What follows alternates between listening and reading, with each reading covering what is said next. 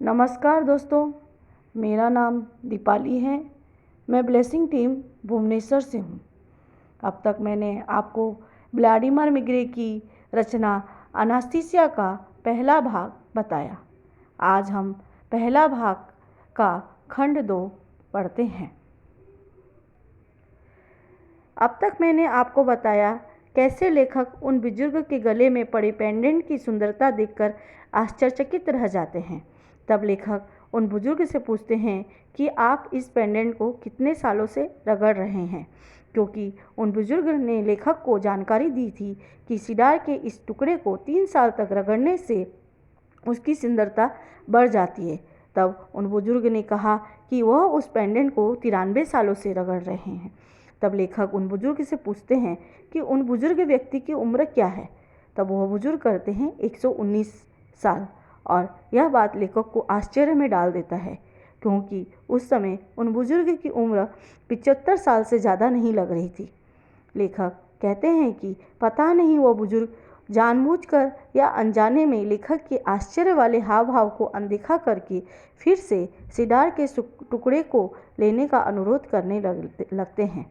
उन बुजुर्ग का कहना है कि सिडार को रगड़ने से उसकी सुंदरता दिन पर दिन बढ़ जाती है और इसको जब कोई औरत धारण करती है तब इसकी सुंदरता और भी बढ़ जाती है और इस सिडार से निकलने वाली सुहानी और लाभदायी खुशबू पहनने वाले के व्यक्तित्व को और ही निखार देती है, जो कि यह सब गुण मानव द्वारा बनाई गई कोई भी कृत्रिम चीज़ों में बिल्कुल भी नहीं हो सकती है। आगे लेखक कहते हैं वह एक नशा करने वाले व्यक्ति हैं और कोई भी सुगंध उनको इतना आकर्षित नहीं करती और उससे उतना वो खिंचाव महसूस नहीं करते।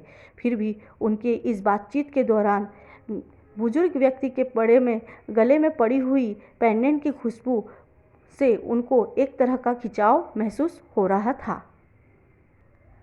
वह बुजुर्ग व्यक्ति सिडार या देवदार के पेड़ की और विशेषता बताते हुए लेखक को कहते हैं कि भगवान ने इस पेड़ को लोगों की लाभ के लिए बनाया है।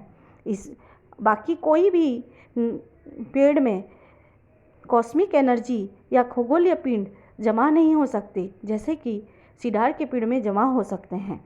सिडार के पेड़ में रहने वाले पत्तों में जो नोकीले अंश होते हैं वह अंतरिक्ष से कॉस्मिक एनर्जी को अपनी ओर खींचता है और उसका मुख्य चीज़ होता है सूर्य की सहायता से, और या कह सकते हैं सूर्य की किरणों की सहायता से देवदार के पेड़ अंतरिक्ष से अपनी ओर कॉस्मिक एनर्जी को खींचते हैं और यह देवदार के पेड़ इस ऊर्जा को मनुष्य के लाभ के लिए उपयोग करते हैं।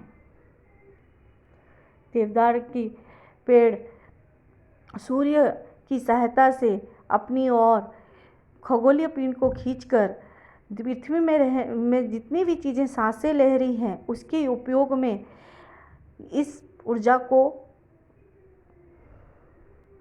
उपयोग करते हैं।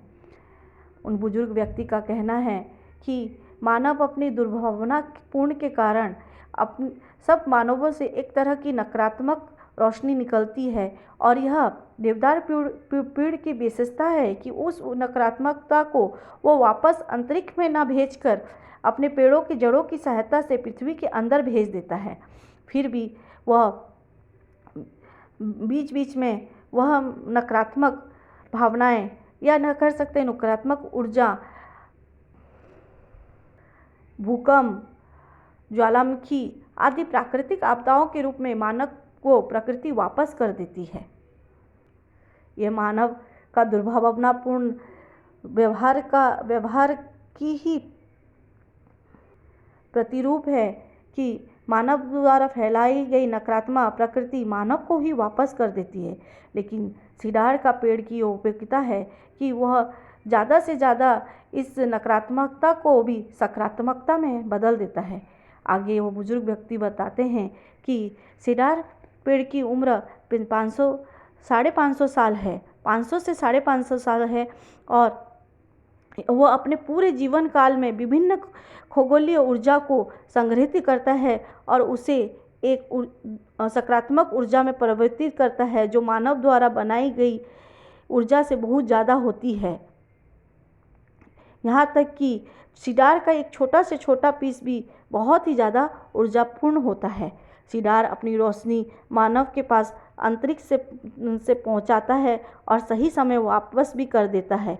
जब इसकी उपयोगिता अंतरिक्ष में ज़्यादा होती है तो वह अपनी अंतरिक्ष से लिए हुए ऊर्जा को अंतरिक्ष में ही वापस कर देती है और यह ऐसा बहुत कम ही होता है।